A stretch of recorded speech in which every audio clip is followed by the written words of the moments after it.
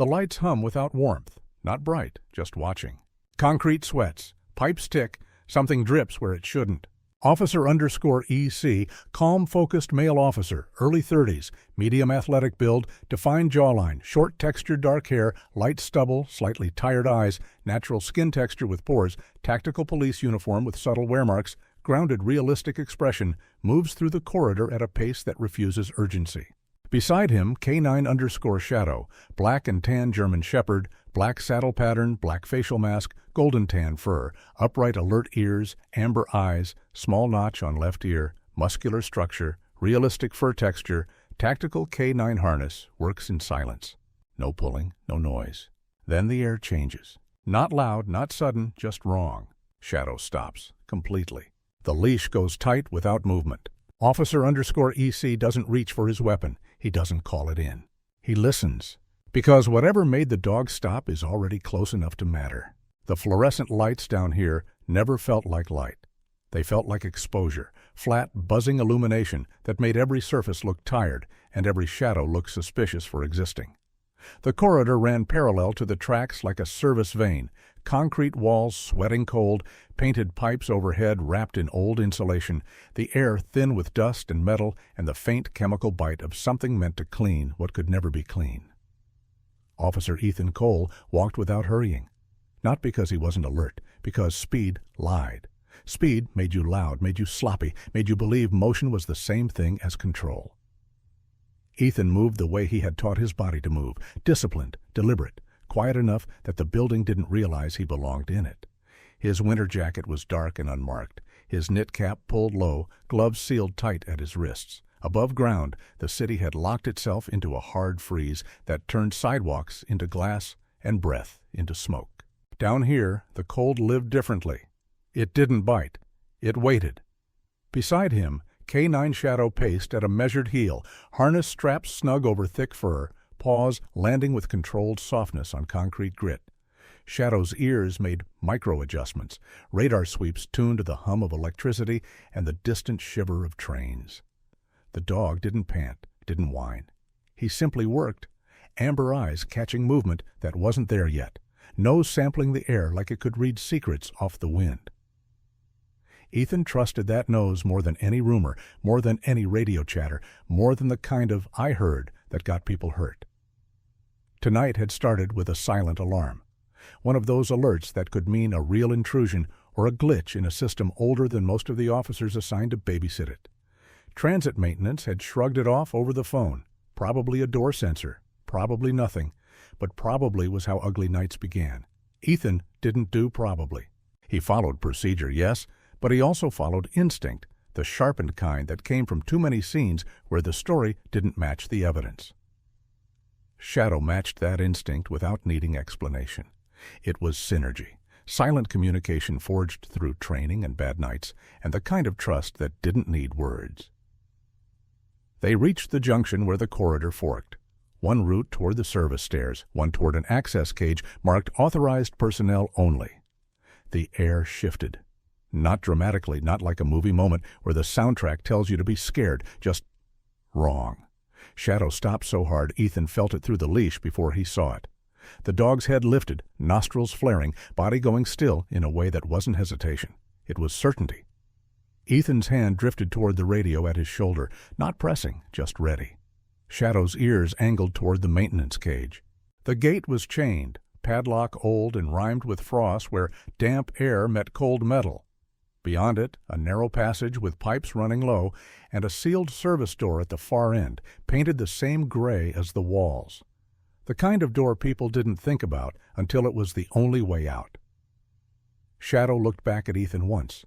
Intensity. No bark. No noise. A wordless demand. Now? Ethan's chest tightened with that familiar recalibration, from patrol calm to operational focus. He didn't debate. He didn't talk himself into comfort. He moved. Bolt cutters came out of his bag with a soft clack of metal on metal. The lock surrendered with a clean snap, and the chain slithered free. Ethan eased the gate open and stepped through. The passage tightened around them, pipes close enough to brush his shoulders. The air smelled different here, less cleaner, more damp earth and stagnant water. Shadow moved ahead, head low, paws precise, pulling just enough to lead without dragging. The sealed door at the end had no sensor light, no handle on the outside. Someone didn't want it opened. Ethan set his shoulder to it and leaned in. The door didn't budge at first. He shifted his stance, found leverage, and hit it again. Controlled impact, not rage. Metal groaned. Hinges complained. The seal broke with a breath of colder air, a draft that carried something that didn't belong. Not blood, not smoke. Something worse. That scent of human fear after it has settled, like a room that remembers. Shadow slipped through first, silent as a shadow deserved to be, and Ethan followed with flashlight up, beam cutting a narrow tunnel through darkness. The room beyond was not a room. It was an off-map maintenance space, a vertical shaft where runoff channels met old utility lines. The floor dropped away in sections, and a shallow stream of icy water ran along a trench, slow and steady, like time itself. Ethan's light swept across concrete, then up, and his breath caught despite the discipline drilled into him. Two figures hung above the runoff trench, not fully suspended like a hanging, suspended like a display. Wrists bound with synthetic cordage, rope looped over a beam. Boots inches above the wet concrete, bodies slumped, coats stiff with frost. The cold had already started to do its quiet work. Skin pale, lips tinted blue, breath so shallow they could be mistaken for stillness. Shadow made a low sound, not a bark, not a growl. A restrained, broken whine that vibrated in his throat like he was forcing himself to stay controlled. Ethan forced his mind into action. Airway, breathing, circulation. He climbed the nearest maintenance ladder, boots careful on rungs, slick with condensation. His gloved hands tested the beam. Stable. He cut the first rope cleanly, controlling the descent with his body weight and a practiced grip, guiding the woman down so she didn't drop into the trench. She hit the floor on her knees, collapsing like her bones had forgotten how to hold her. Ethan lowered her fully onto his insulated pad, pulled from his bag, and slapped down between her and the concrete. The pad looked small against the reality of the situation, but it was a barrier, one more layer between life and the cold. He moved to the second rope. This woman was heavier, taller, her head lolled dangerously, chin near her chest, breath almost imperceptible. Ethan cut, controlled, lowered. Shadow repositioned beneath her like a living brace, pressing his body close without stepping on her, radiating heat like an offering. When she was down, Ethan dropped to his knees between them.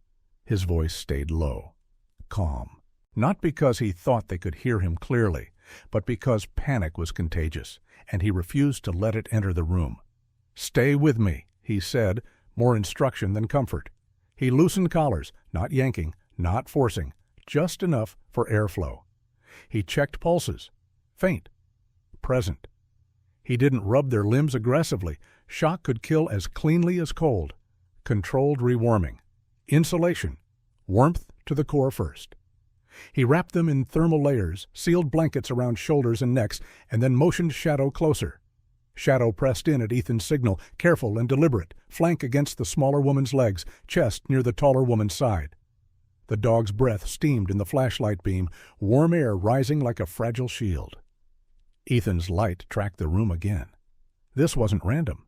The cordage was synthetic, clean-cut, not scavenged rope. The knots were competent, fast, secure, designed for function, and on the wall near the shaft's access ladder, a strip of fabric was nailed into the concrete with a construction spike, stiff with ice. A marker, a message, not meant to be read, meant to be found. Ethan didn't touch it yet. He didn't need the words to understand the intent. This was a warning that said, "We can do this again." Shadow's ears flicked toward the passage behind them. The dog's posture tightened, not from the women but from the world outside the room. Ethan felt the shift, too, not sound exactly, more the absence of it. The way the building's hum seemed to hold its breath. He keyed his radio once, voice barely above a whisper. "Lucas, I need you."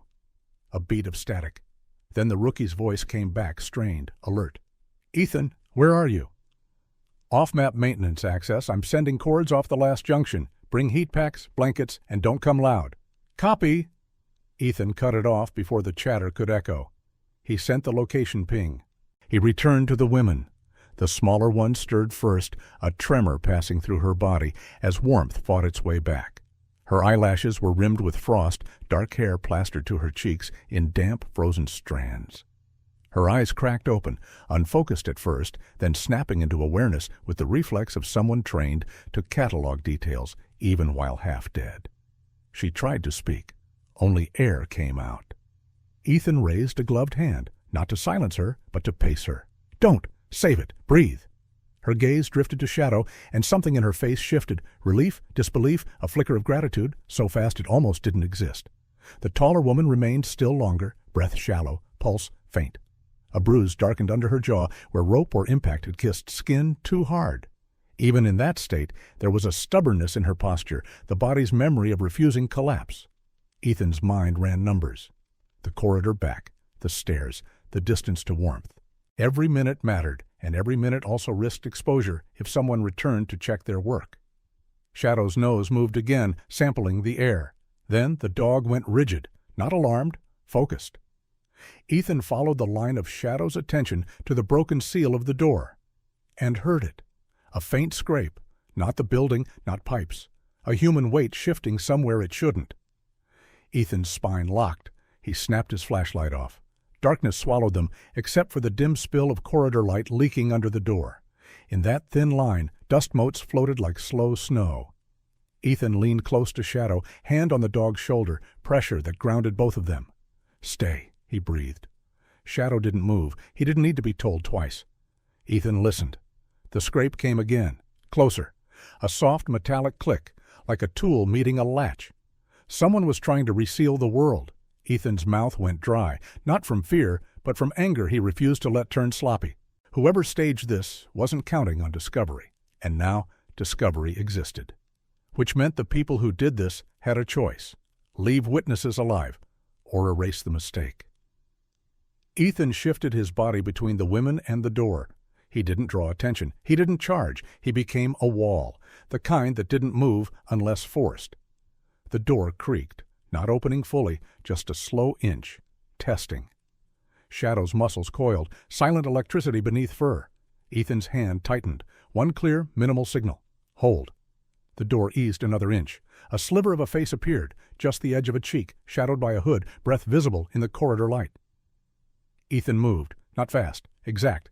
He stepped into the gap, shoulder slamming the door outward with controlled force, stealing the attacker's balance before the attacker could steal his. The figure stumbled back, boots sliding on damp concrete. Shadow exploded forward on Ethan's second signal, low, fast, not reckless, a black and tan blur that owned space without making noise. The attacker raised an arm. Shadow didn't bite immediately. He forced distance, presence overwhelming, eyes locked, body angled to cut off retreat. Ethan's flashlight snapped on, beam hard and blinding straight into the hooded face. "Don't!"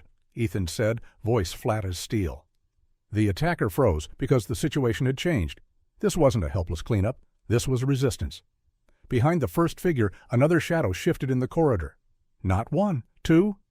Ethan's mind adjusted instantly. They were probing, testing. They hadn't committed to loud violence yet. They still believed the cold could do the work. Ethan stepped backward into the room, not retreating, repositioning. He pulled the door half closed, controlling sight lines, forcing the corridor into a narrow funnel. The first attacker edged forward. Shadow matched the movement. The second figure stayed back, hand near something at their chest, radio or weapon, Ethan couldn't tell yet. Ethan's eyes flicked down. Boot spacing, measured, competent. This wasn't random cruelty. This was organized. Ethan's pulse stayed steady, the way it had been trained to stay steady when chaos begged for panic. He didn't need to win loud. He needed to win clean. He shifted his weight as if to move left. The first attacker mirrored, and Ethan pivoted right, driving the door open hard again, forcing the attacker into the doorframe where balance died. Ethan's forearm struck the attacker's wrist with a precise snap of force. Whatever tool they held clattered to the floor. Shadow lunged, this time not to intimidate, but to control. Teeth closed on a sleeve, not flesh, pulling the attacker down into the room where Ethan could finish the restraint. The second figure took one step forward and stopped, because Lucas Reed's voice crackled down the corridor, too close now, too loud to hide. "Ethan! I'm here!" Ethan's jaw tightened. Shadow's ears flicked, calculating. The second attacker withdrew instantly, melting backward into the corridor like they had never existed. Ethan didn't chase. Chasing was how you got flanked. He slammed the door, threw the bolt, and turned to Lucas as the rookie burst into the maintenance passage, breath steaming, eyes wide at the sight.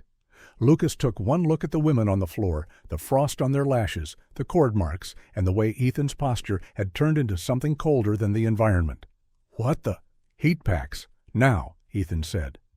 Lucas moved, hands shaking but competent, ripping open chemical warmers and sliding them into blankets the way Ethan instructed, core, armpits, groin, not extremities. Controlled, methodical. Shadow stood at the sealed door, body angled toward the corridor, ears sharp, nose working. A living alarm system. Ethan knelt beside the taller woman and finally saw the insignia on her jacket beneath the ice, enough to recognize rank. Captain Maria Hayes. His captain. His leadership. Not supposed to be here. Not supposed to be this. And beside her, pale and shaking back toward life, Dr. Lena Moore, brilliant, introspective, the mind behind their pattern work. Ethan's throat tightened in a way he refused to acknowledge. The city wasn't a battlefield in the way war was, but it had its own kind of casualties, and tonight someone had tried to turn two of his own into erasures. Ethan leaned close to Lucas. "We move them. Quiet. Fast." Lucas swallowed hard. "Where?" Ethan's eyes went to the corridor beyond the door, now silent again, like the building was pretending innocence. "We get them somewhere warm that isn't on a map." Shadow's tail went rigid. A signal, not danger gone, danger waiting. Ethan rose, breath controlled, and made the decision that defined him more than any uniform ever could. He was done letting the world decide the schedule. Ethan moved first. Not because Lucas needed a leader, though he did, but because the building itself was a clock. Every minute they stayed in that off-map shaft increased the chance the cleanup team recalibrated and came back with a louder plan. The cold wasn't the enemy anymore. The cold was the accomplice. "Lucas," Ethan said, voice low, firm, "your job is heat and silence. No hero moves. No talking unless I ask." Lucas nodded too fast, eyes still wide. He was competent. Ethan had seen that in him, but competence was different under fluorescent hum and near-death breath. Shadow stayed at the door, muzzle close to the seam, nostrils flaring. He didn't growl. He didn't bark. He just listened with his whole body. Ethan knelt beside Captain Maria Hayes. Her skin was cold enough that the glove on Ethan's hand felt useless. Her breathing was present but shallow, like she was rationing air even while unconscious. He checked her pulse again, weak but consistent. Hypothermia didn't always look dramatic. Sometimes it looked like stillness. He adjusted her head position to open her airway, then secured a thermal layer under her torso to lift her off the concrete. Lucas slid in 2 activated heat packs at Ethan's direction, core placement only, sealed under the blanket wrap. Dr. Lena Moore's eyes were open now, darker than the corridor around them, fighting to focus. She tried to push up, a reflex of dignity and stubborn intelligence. Ethan placed a steady hand against her shoulder. Pressure, not force. "Don't. You move too fast. Your body crashes." Lena's lips parted, voice a rasp. "Ethan." Hearing his name was a blade, not because it hurt, because it made it real. This wasn't an unknown victim scenario. This was his captain and his forensic analyst staged like discarded evidence. Ethan kept his expression neutral. Neutral kept you alive. "Can you answer yes or no?" he asked. Lena blinked once. "Yes." "Do you know where we are?" A second blink, slower. "Maintenance. Off-grid." "Good. Do you remember how you got here?" Lena's gaze flickered, the way it did when her mind started assembling fragments into a pattern. "We followed a route." Maria made a small sound, not words, a breath catching as if her body was trying to pull her back into consciousness and failing. Ethan didn't press for more, not yet. Shadow's head lifted, his ears angled not toward the corridor but upward, toward the pipes, the ceiling, the unseen spaces that carried sound like veins. Ethan felt his own senses sharpen. The building's hum wasn't steady anymore. It had a tremor, subtle, irregular. Footsteps? No. Too faint. More like vibration. A distant thud, then another, as if weight was being placed carefully. Someone was moving above them, through an adjacent service tunnel. Ethan looked at Lucas. "Pack them tighter. We go now." Lucas swallowed. "How?" Ethan's eyes swept the room. The runoff trench ran along one side. The access ladder climbed toward a narrow hatch Ethan hadn't noticed in the dark. It was old, rimmed with rust, half hidden behind a pipe bundle. A vertical exit. Not the obvious corridor door Shadow guarded. Ethan moved to it, flashlight beam cutting upward. The hatch handle was stiff but intact. He tested it. It moved a fraction. "Good enough." "Shadow," Ethan murmured. The dog's head turned, eyes meeting his, ready. Ethan pointed to the ladder. "Up." Shadow understood instantly, climbed first with the controlled agility of a working dog used to obstacles. His paws hit the rungs without clatter, harness straps brushing metal quietly, body disappearing into the hatch, opening like smoke. Ethan went next, hauling himself up, shoulders brushing cold metal, breath controlled. He pushed the hatch with his forearm. It opened into a narrow utility crawlway, a tube of concrete and wiring that ran parallel to the main corridor above. The air here was warmer, but only because it wasn't wet. It smelled like dust and old electricity. Shadow waited, body angled toward the dark ahead, ears tuned. Ethan climbed back down and looked at Lucas. "You first. You take Lena. I'll take Maria." Lucas hesitated. Just a half second. The part of him that still wanted someone else to say this was impossible. Ethan's voice hardened. "Read, now." Lucas moved. He wrapped Lena in her blankets like a cocoon, careful not to jostle her too fast.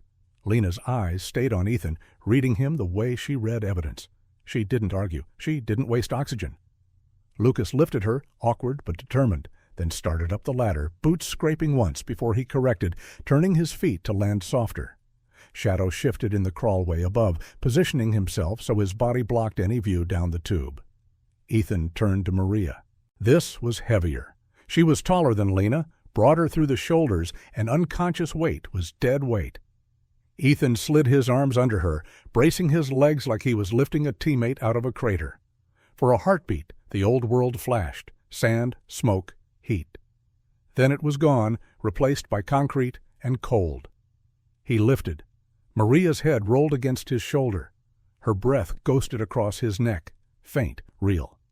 Ethan started up the ladder with controlled strain, using his legs, not his back, moving like the ladder was a staircase and not a vertical gamble.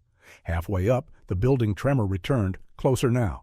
A soft metallic tap, not from above, from the corridor door, someone testing it. Shadow's body stiffened in the crawlway, ears pinning forward. Ethan didn't look down. Looking down wasted time. He kept climbing. Maria's boot struck a rung lightly. The sound rang too loud in his head. Ethan reached the hatch, hauled Maria through, and rolled her onto the crawlway floor, immediately sealing blankets back around her. Lucas was already moving Lena forward, guided by Shadow's silent lead. Ethan pulled the hatch shut and latched it.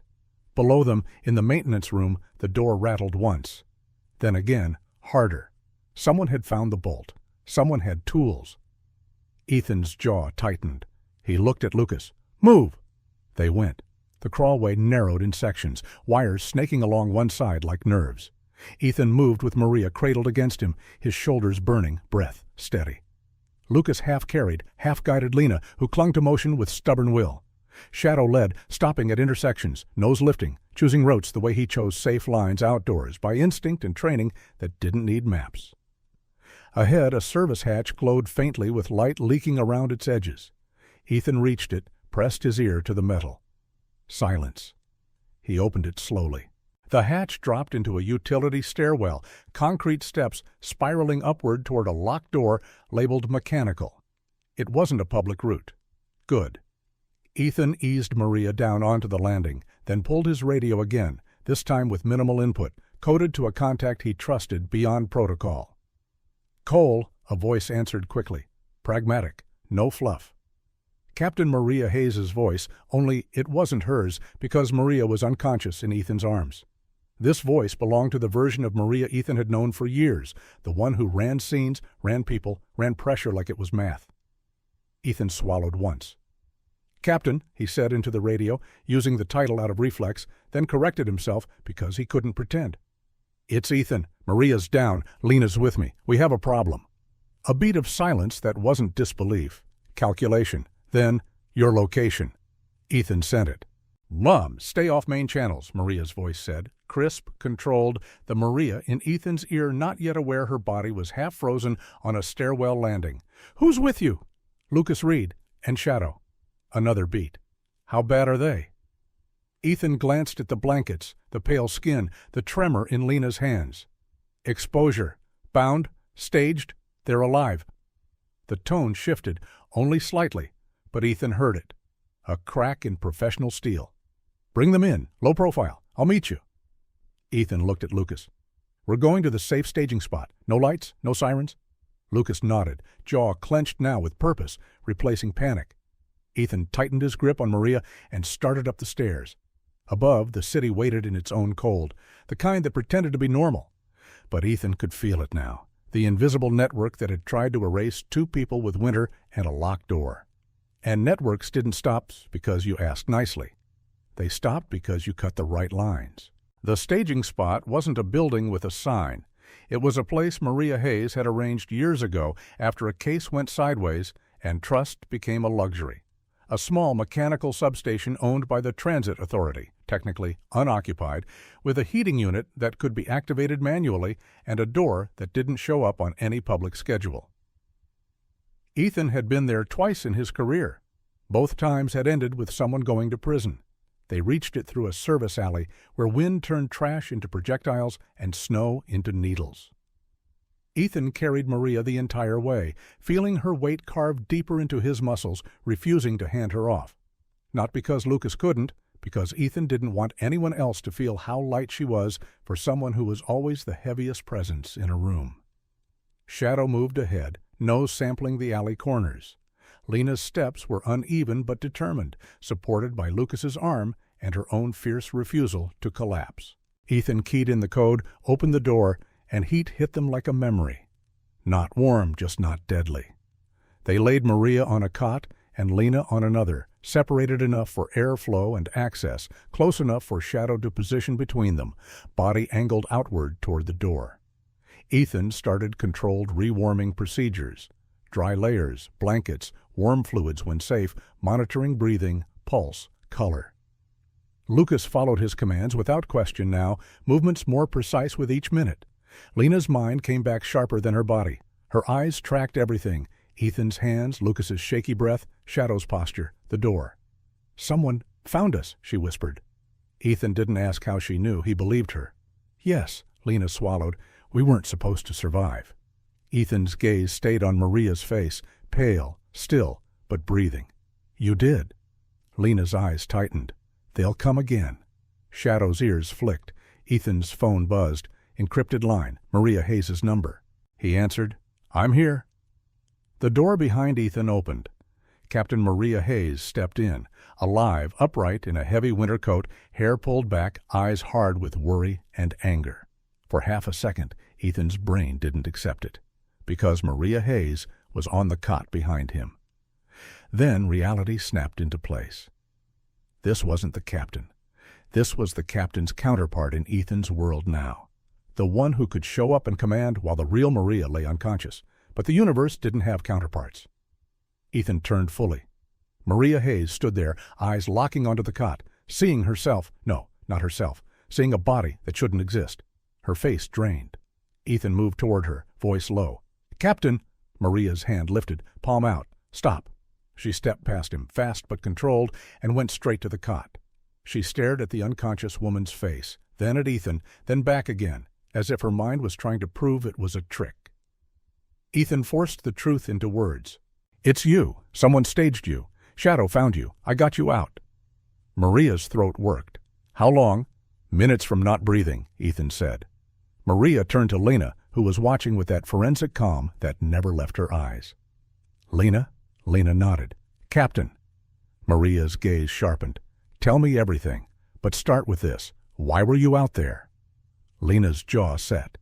"Because someone inside the system kept deleting what we found." Maria's eyes hardened further. "What did you find?"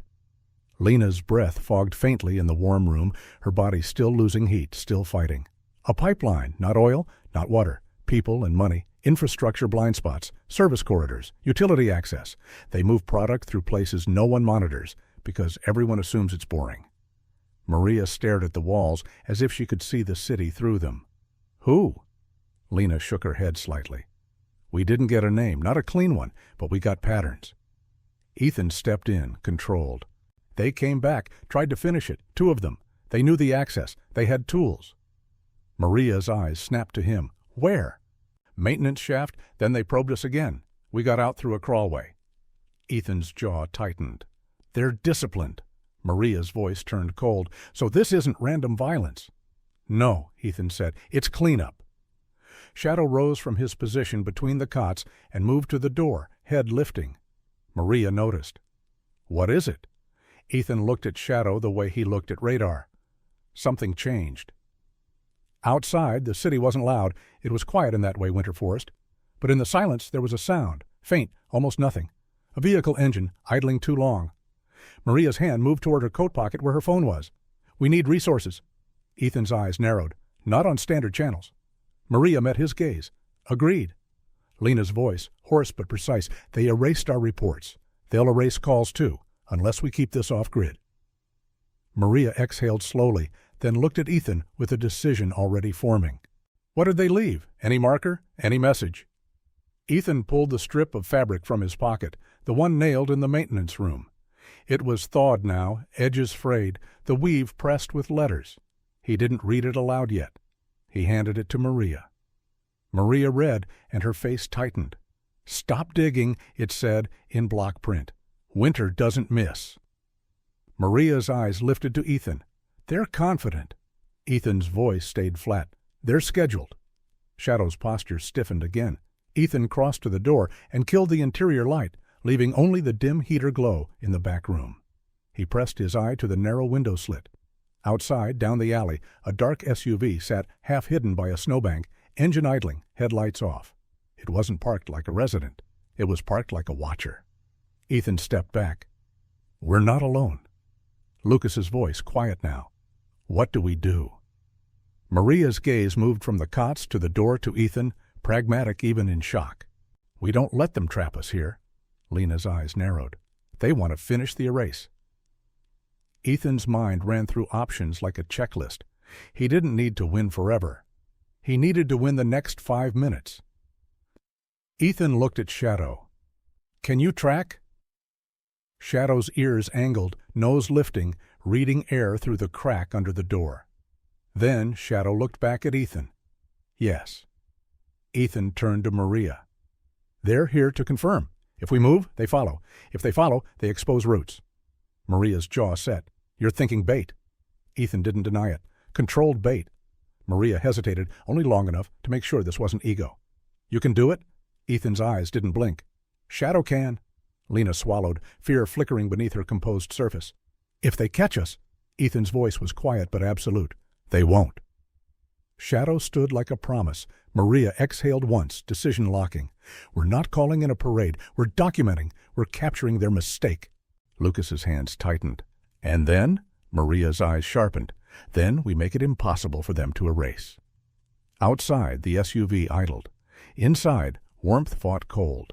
And the city's hidden corridors waited like arteries full of secrets. Ethan checked the room, equipment, exits, lines of sight.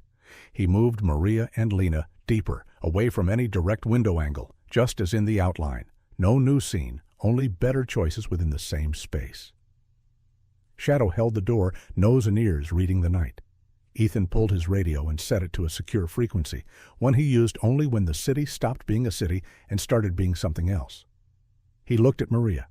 When they move, we move. If we can pull them into a constrained service bay, we can contain the first wave. We get one of them alive, we get proof. Maria nodded, her shock now replaced by focus. Lucas stays with me and Lena until you signal.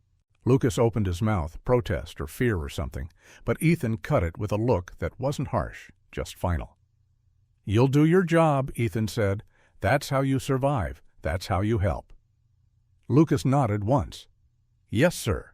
Ethan's gaze went back to Shadow. Ready? Ethan whispered.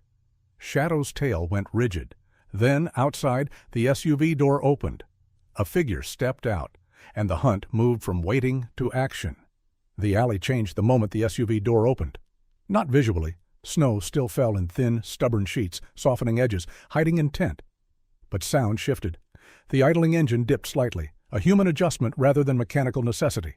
Footsteps followed, careful, spaced for balance, on ice. Shadow registered it first. His body leaned forward, not aggressive, not excited, just aligned. Ethan felt it through the leash like a current.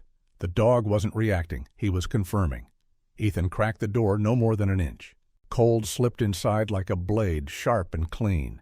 He didn't look for faces. He looked for movement patterns, 2 figures this time, both dressed in dark insulated layers designed to absorb light, boots built for traction rather than speed. They weren't rushing. They didn't need to. They believed the environment was on their side. Ethan closed the door softly and turned to Maria. 2 confirmed, possibly more in the vehicle. Maria nodded once. They won't commit here. Too visible. They'll herd, Ethan said. Force movement. Lena shifted on the cot, her breathing steadier now, but her eyes alert. They'll want us in a place that looks accidental. Ethan's gaze flicked to her. You know the corridors? Lena nodded. Service Bay C is decommissioned. Narrow access, poor traction, no cameras. Ethan's mind locked it in. Perfect. Shadow's ears angled left, then right, mapping sound beyond walls. Ethan trusted that mapping more than any floor plan. He keyed the radio once, short burst to Lucas, who waited with Maria and Lena, deeper inside. Hold position. Ethan slipped out the back exit, Shadow at heel, door sealing behind them with barely a whisper. The cold hit hard, but it was honest. No hidden corners, no false warmth. Ethan moved not away from the SUV, but sideways, cutting across the alley into a maintenance lane that ran parallel to the main access road. He let his boots crunch just enough to be heard. He wanted them to know he existed. Shadow stayed tight, body low, paws landing where Ethan's had compacted the snow. The dog's breath steamed once, then steadied. This wasn't a chase yet. It was positioning. Behind them, a radio murmured, too low to catch words, but close enough to confirm coordination. Good. They were taking the bait. Ethan turned into a narrow stairwell that descended toward the underground service network. He didn't rush. He didn't look back. Panic made noise. Confidence invited pursuit. Shadow paused at the stairwell mouth, head angled, reading above, below, behind. Then he followed. The stairwell dropped fast, concrete steps worn smooth by decades of boots and neglect. Moisture clung to the walls, freezing in thin sheets that turned footing into negotiation. Ethan took it at a controlled pace, knowing speed here would kill him faster than bullets. At the bottom, the corridor opened into Service Bay C. It was exactly as Lena had described. Wide enough for a maintenance truck, long enough to feel exposed. The floor sloped subtly toward a drain clogged with ice. Old rails ran along one side, rusted and half-buried beneath snow blown in through broken vents. Overhead lights were dead, darkness broken only by Ethan's flashlight, which he clicked off the moment he stepped inside. Shadow moved to Ethan's left, body angled toward the corridor mouth, ears sharp.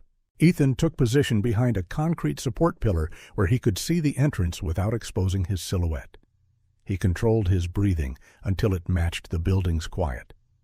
Footsteps echoed, not running, walking, confident enough to believe the space belonged to them.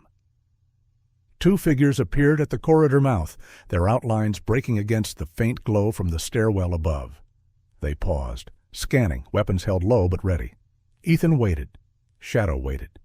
The men stepped in. Their boots slipped slightly on the slope, nothing dramatic, just enough to remind them this wasn't friendly ground. They adjusted, spacing out, one moving left, one right. They were trained. Ethan didn't move. He counted heartbeats. The man on the left took another step. Shadow lunged. Not at the man, at the space between them. A sudden, overwhelming presence that collapsed their formation without contact. The man on the right jerked his weapon up too fast, footing betraying him. His heel slid, balance gone for half a second. Ethan moved in that half second. He came out from behind the pillar like he'd been there the whole time, driving forward, not swinging, not shouting. His shoulder hit the man's chest square, sending both of them down onto the ice-hard floor. The weapon skidded away, clattering uselessly into Shadow. The second man reacted fast, too fast, charging to help, but Shadow cut across his path, teeth snapping inches from fabric, forcing him to hesitate. That hesitation cost him.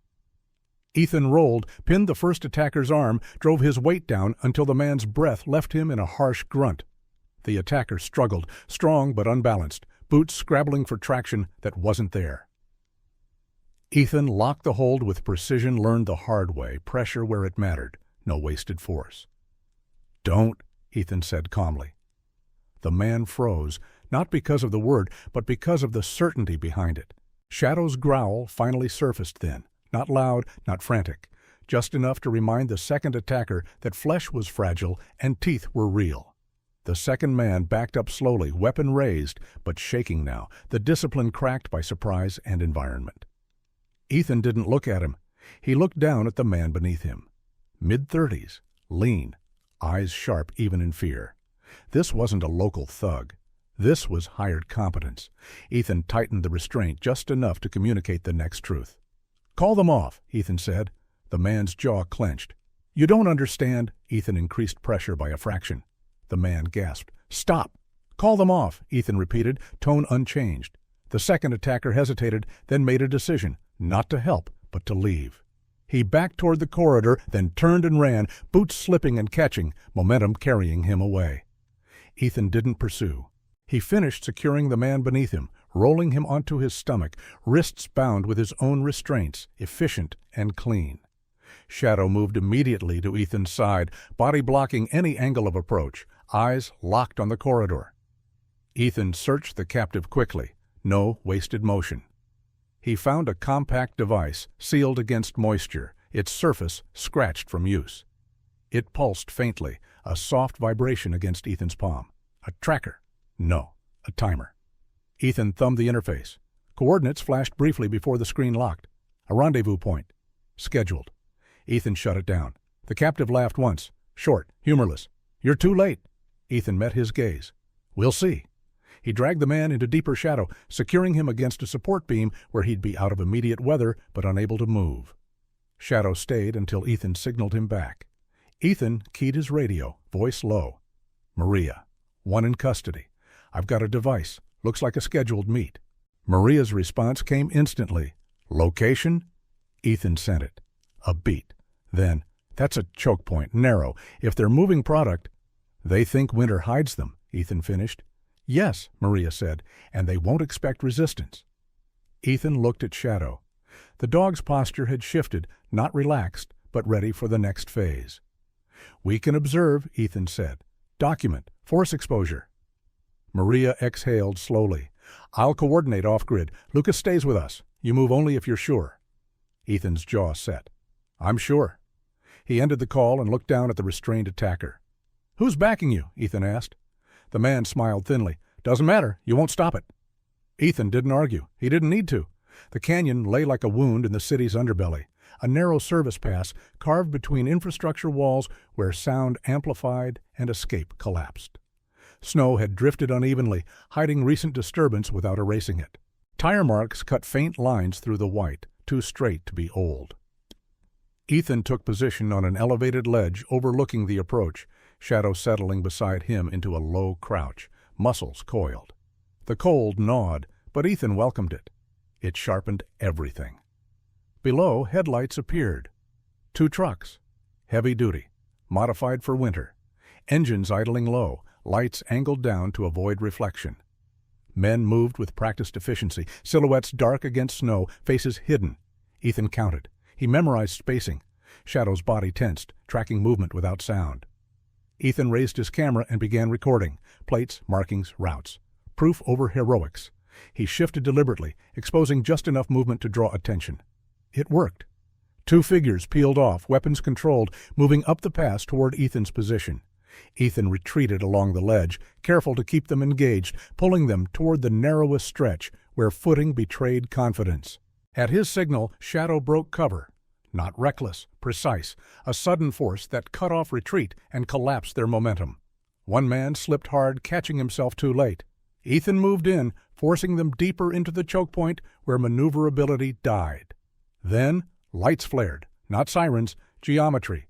Floodlights ignited at both ends of the canyon, blinding white, sealing exits. Vehicles blocked the pass with deliberate placement. Law enforcement emerged in discipline formation, angles covered, weapons trained. Exposure. The truck stalled, engines roaring uselessly against blocked escape. Men froze, hands rising slowly, the calculation gone from their posture. Ethan stayed back, overwatch only. Shadow returned to his side, chest heaving once before settling. Maria's voice came through the radio, steady now. Perimeter secure. The takedown unfolded without spectacle. Restraints, evidence cataloged, compartments exposed. No shouting, no chaos. Winter fell softly, indifferent. As the last man was secured, Ethan felt the tension ease, not release, but settle into something manageable. The network hadn't expected refusal. They'd counted on silence. They'd counted wrong. Morning came without celebration. Snow thinned into a pale veil, light revealing hard edges softened by quiet. The canyon stood empty again, secrets stripped bare and catalogued. Ethan watched from a distance as the final vehicles were cleared. Shadow moved ahead, running briefly into open snow, then circling back, checking in. Ethan rested a hand on the dog's shoulder. "You did good," he said quietly. Shadow didn't need praise. He needed presence. Ethan turned away from the canyon, back toward the city's hidden corridors, toward Maria and Lena and Lucas, waiting with truth in hand. He didn't feel healed. He felt aligned, and for the first time in a long while, that was enough. Morning didn't arrive so much as it thinned the dark. The storm loosened its grip without apology, snow easing into a fine, steady fall that softened the canyon's hard geometry. The trucks were gone now, hauled out one by one, their hidden compartments catalogued and sealed. What remained was quiet, deep, structural quiet, the kind that followed violence without celebrating its end. Officer Ethan Cole stood on the ridge above the pass, hands resting at his sides, posture relaxed but intact. His breath rose and fell in controlled plumes, the cold sharp in his lungs, honest in a way most things weren't. Beside him, K9 Shadow paced once, then settled, heavy chest rising steadily, eyes still scanning even as the work concluded. Below, the operation wrapped itself up with methodical precision. No shouting, no victory speeches, just procedure reclaiming space from secrecy. Captain Maria Hayes moved through it all with contained intensity, coat zipped high against the cold, hair pulled back tight. She spoke quietly to supervisors, pointed without drama, corrected without ego. Her presence recalibrated the scene, authority restored not by volume, but by clarity. Dr. Lena Moore stood nearby, wrapped in a heavy jacket someone had handed her without ceremony. Color had returned to her face, uneven but real. She moved carefully, conserving energy, but her eyes were sharp again, tracking evidence flow, watching how data was logged, how devices were handled. She wasn't looking for applause. She was looking for integrity. Deputy Lucas Reed hovered at a respectful distance, equal parts exhausted and wired, adrenaline still echoing through his system. He kept his hands busy, moving crates, fetching coffee, no one drank, checking perimeter seals, anything to stay useful. Every so often, his gaze flicked up to Ethan, a silent check-in. Ethan gave him a small nod each time. "You're good. You did your job. That mattered." Maria approached Ethan once the last vehicle was cleared. She stopped beside him, eyes following the line of the canyon before turning back to him. "You could have disappeared after you pulled them out," she said quietly. Ethan didn't look at her. So could they. Maria exhaled once, a breath she hadn't let herself take earlier. "The device you recovered, Lena's already cross-referencing it with maintenance access logs, routes, timestamps, authorization gaps. It's clean." "Clean is bad," Ethan said. "Yes," Maria agreed, "which makes it useful." She studied him for a moment, the way she did when she was weighing something that wasn't written anywhere. "You know this is going to come back to you." Ethan finally met her gaze. It already did. Maria's mouth tightened. Not anger, not fear. Recognition. "You didn't have to stay." Ethan looked down at Shadow, who had risen and stepped closer, pressing his shoulder lightly against Ethan's leg, grounding, present. "I'm done leaving," Ethan said. Maria nodded once. No argument, no speech. Just acceptance. They walked back toward the staging area together, boots crunching softly in fresh snow. Lena joined them halfway, movements careful but steady. "The internal facilitator won't like this," Lena said, voice calm, observational. "Patterns don't forgive repetition. He used the same access privileges too many times." Maria's jaw set. "He won't get a warning." Lena's eyes flicked to Ethan. "You forced timing. That's what broke it." Ethan shrugged slightly. "They were counting on Winter." "And silence," Lena added. Shadow's ears flicked at the word silence, then relaxed again. The arrests were handled without spectacle. Paperwork replaced weapons. Evidence replaced shadows. The facilitator, comfortable, confident, unremarkable, was escorted out not in cuffs at first, but in disbelief. His authority had protected him for years. It didn't protect him from patterns. By midday, the canyon was empty again. The city sealed itself back up, pretending nothing had happened. Ethan didn't pretend. The service corridor where it had begun was quieter now. Not safer, just honest in its indifference. Ethan walked it once more before heading out, shadow at heel, fluorescent lights buzzing like tired insects overhead. The maintenance door was still sealed. The marker gone, the space scrubbed, erased. But Ethan knew better now. Erasure didn't mean absence. It meant someone had been afraid of what remained. He emerged into daylight where the cold had softened into something livable. The city moved again, cars sliding carefully over salt and slush, people hunched against the wind, life continuing the way it always did.